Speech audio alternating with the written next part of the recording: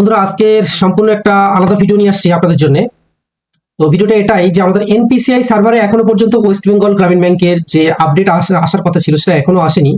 But একটা জিনিস খেয়াল করলে বুঝতে পারবেন, ওয়েস্ট বেঙ্গল গ্রামীণ ব্যাংকের যে লোগো বা নামটা বর্তমানে সমস্ত যে ডিজিটাল পেমেন্ট সিস্টেম আছে, জিপে বলুন, ফোনপে বলুন, পেটিএম বলুন, সব জায়গা থেকে এটা চেঞ্জ হয়ে গেছে। লোগো সহ আপনার যে আপনার ওই বলুন না কেন নামটা আগে সেটা মানে যা ছিল বঙ্গীয় গ্রামীণ বিকাশ ব্যাংক, সেটা চেঞ্জ হয়ে ওয়েস্ট বেঙ্গল গ্রামীণ ব্যাংক। এই নাম সহ প্লাস লোগো সবটাই চেঞ্জ হয়ে গেছে।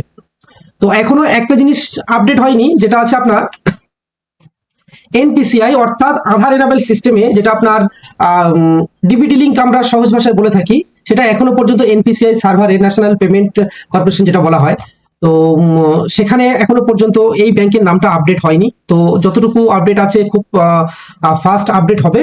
তাহলে কি হবে, আপডেট হলে আমরা সরাসরি নিজেদের পছন্দের মতো ব্যাংকে এই যে টাকাটা মানে নেওয়ার ব্যাপার আছে, সরকারি প্রকল্পের টাকা সম্পূর্ণ আমরা সরাসরি নিজেদের ব্যাংকের অ্যাকাউন্টে নিতে পারবো।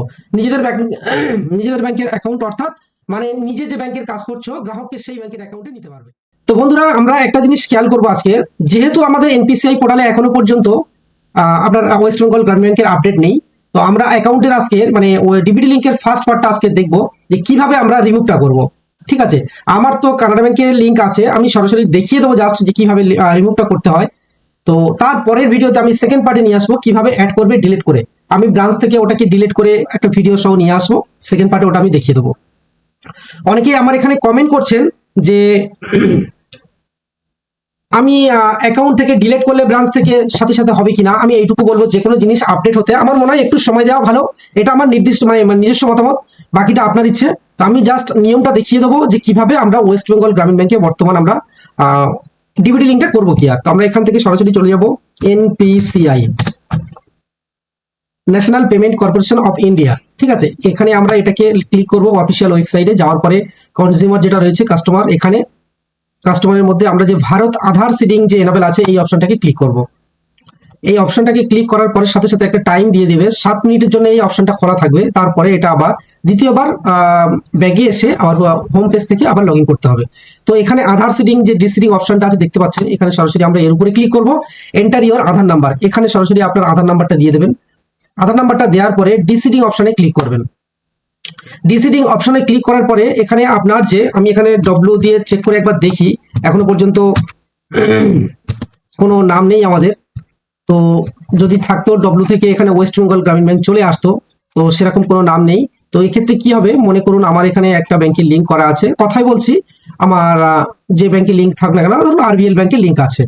তো এখানে আরবিএল ব্যাংকের একটা জিনিস মাথায় রাখতে হবে, আপনার যে ব্যাংকের লিঙ্ক থাক না কেন সেই ব্যাংকের অ্যাকাউন্ট নাম্বারটা আপনার লাগবে।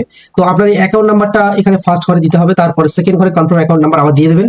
দিয়ে পারলে এখানে চেক বক্সে ক্লিক করে একবার দেখে নেবেন যে অ্যাকাউন্ট নাম্বারটা সঠিক দিয়েছেন কিনা। তারপরে এখানে আই এগ্রি অর্থাৎ চেক বক্সে ক্লিক করে ক্যাপস কোডটা দিয়ে আপনি সাবমিট করলে একটা ছোট্ট একটা টাইম নেবে। টাইমিং নেওয়ার পরে অটোমেটিক্যালি ওটা ডিসিডিং হয়ে যাবে। তো আমি এইটুকু আপনাকে দেখাতে পাচ্ছি না, বাট এটা সঠিক নিয়ম বা সঠিক তথ্য, এখানে আলাদা কিছু নেই। আপনারা যেমন ভাবে বলছি তেমন ভাবে ট্রাই করবেন। এখান থেকে আপনার যে আদার্স ব্যাংকে আছে সেই আদার্স ব্যাংকে ওটাকে রিমুভ হয়ে যাবে। তো এখানে আমি একটা জিনিস ছোট্ট করে খেয়াল করব,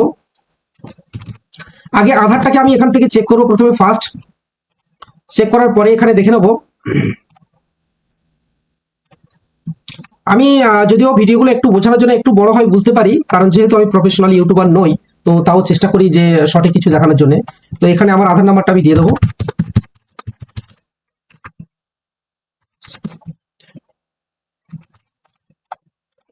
দিয়ে লগ ইন ওটিপিতে ক্লিক করব।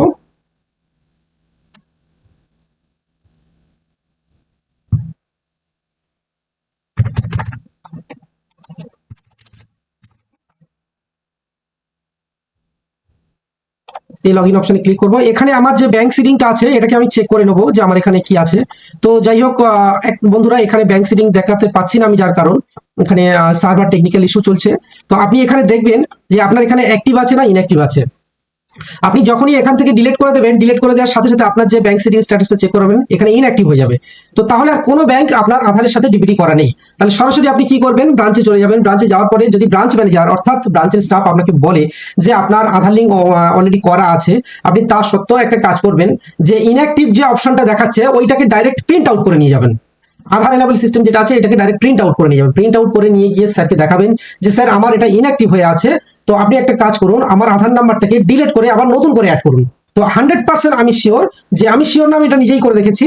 তো 100% আপনার আধার নাম্বারটা পুনরায় আবার যেদিন ডিলিট করে আসবেন তার একদিন পরে আপনাকে আবার অ্যাড করতে হবে। তো আপনি যদি অ্যাড করেন বা চাইলে সাথে সাথে করতে পারেন, তো দেখবেন একটা দিন পরে এসে চেক করবেন আপনার ইনঅ্যাক্টিভটা ওয়েস্ট বেঙ্গল গ্রামীণ ব্যাংকে অ্যাক্টিভ হয়ে গেছে। তো বন্ধুরা, আজকের এই ছোট্ট আপডেটটুকু দেওয়ার ছিল, আমি শুধুমাত্র ডিলিট অপশনটা দেখানোর জন্য আজকের এই ভিডিওটা করলাম, তাও 6 মিনিট ওভার হয়ে গেছে। তো সবাই ভালো থাকবেন। আমি এর পরের ভিডিওতে ডিলিট কিভাবে করে এসে অ্যাড করবেন সেইটুকু আমি ব্রাঞ্চ থেকে একটা ছোট্ট ভিডিও করে এনে দেখিয়ে দেবো। তো বন্ধুরা ভালো থাকবেন সবাই। আজকের এই ডিবিটি লিঙ্কের আপডেটটুকু নিয়ে আপনাদের দেখালাম। একটু বেশি বেশি করে শেয়ার করবেন, তাহলে কি হবে, আমাদের রুরাল এরিয়াতে যে ওয়েস্ট বেঙ্গল গ্রামীণ ব্যাংকের অ্যাকাউন্টটা বেশি বেশি করে ব্যবহার করা হয়, তাহলে কি হবে, এই অ্যাকাউন্টগুলো আমরা যে কোনো সরকারি প্রকল্পের টাকা আমরা নিজেদের শাখার অ্যাকাউন্ট যারা আছে রিসিভ করাতে পারবো। তো বন্ধুরা ভালো থাকবেন সবাই।